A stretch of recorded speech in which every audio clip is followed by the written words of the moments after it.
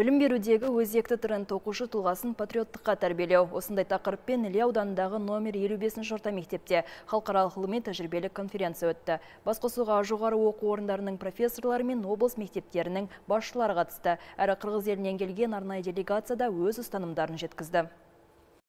Іле ауданына қарасты Шабыт атты шағын ауылдың мектебінде өткен халықаралық конференцияға келген қонақтар әуелі оқушылардың ұлттық бағыттағы тәрбиесімен танысты. Шәкірттер қонақтарға домбырамен күй тартып, қолөнер туындыларын ұсынды.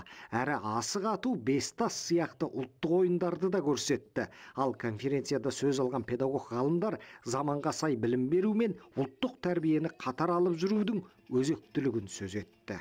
Қазір мысалы біз сол сынып жетекшілермен, мектеп мұғалімдермен бірге жұмыс істеп, енді мектептер мынандай бағыт ұстанып жатыр. Әкелер мектебі, аналар мектебі, әжелер мектебі, аталар мектебі. Өте жақсы ол ұлттық құндылық, балаларды ұлтжандылыққа, патриоттық тәрбиеге, отбасы институтын дамытуға өте үлкен үлес қосады. Өйткені көріп жатырмыз ғой, мемлекетте қандай проблема болып жатқанын, өте көп айырылысу көп, толық емес отбасылар көбейіп жатыр.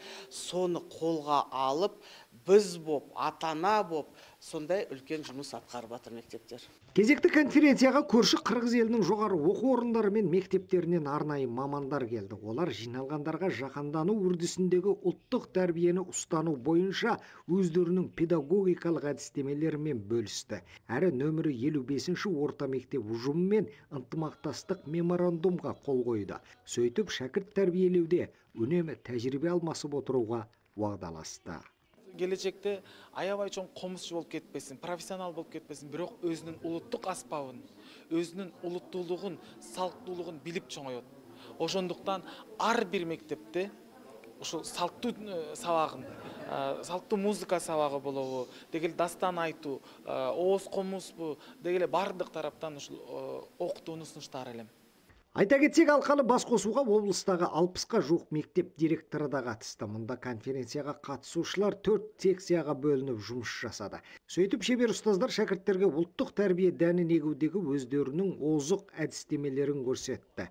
Ал кезекті кездесудегі басты мақсат білікті тәлімгерлердің озық тәжірибесін ортаға салып, педагогтар кәдесіне жарату дейді шара ұйымдастырушылары. Қазақтың ұлттық дәстүрі менен ұлттық құндылықтарына сусындап өскен кез келген қазақ баласы ол міндетті түрде өз елінің патриоты болатыны ақиқат. Ақсай жаңа округ, осы округтың әкімінен бастап ауыл ақсақалы, ауылдың аналары, ұстаздар, оқушылар ауылдың әрбір тұрғыны менен бірлесе отырып жұмыс жасаудағы мақсатымыздың түбі осы қазақтың кез келген баласын ұлттық құндылықпенен сусындатып, қазақ елінің патриотын тәрбиелеп шығу. Айта кетсек, бұл білім шаңырағында өткен жылы ұйымдастырылған республикалық конференция материалдары кітап болып жинақталған. Бұл күні сол әдістемелік еңбектердің де тұсауы кесілді. Құрманжан Қасымжанұлы, Кенже Жомарт, Жетісу арнасы.